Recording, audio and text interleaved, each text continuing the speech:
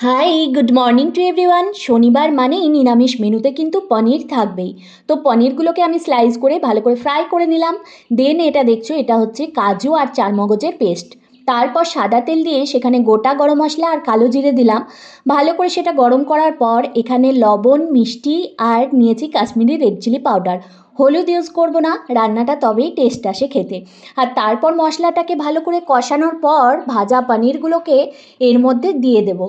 এই দিয়ে কিন্তু ভাত খেতে আমার অসম্ভব ভালো লাগে। পনির যদিও আমার খুব একটা পছন্দের না, আগে পছন্দ করতাম খুবই, কিন্তু এখন আর খুব একটা বেশি পছন্দ করি না। তবে এইরকমভাবে হলে কিন্তু খেতে দারুণ লাগে। তারপর লাস্টে একটু ঘি আর কাঁচা লঙ্কা কুচি করে আমি দিয়ে দিয়েছি। তো দেখতে তো দুর্দান্ত হয়েছে, আর খেতেও কিন্তু বেশ ভালো হয়। এটা একটু মিষ্টি মিষ্টি করলেই যদি ভালো লাগে, ফ্রায়েড রাইস, ভাত, পোলাও সবের সাথে ভাল লাগবে। এটা যদি পরোটা দিয়ে খাওয়া যায় তাহলেও কিন্তু ভাল লাগে। দেখা হচ্ছে নেক্সট ব্লগে। টাটা।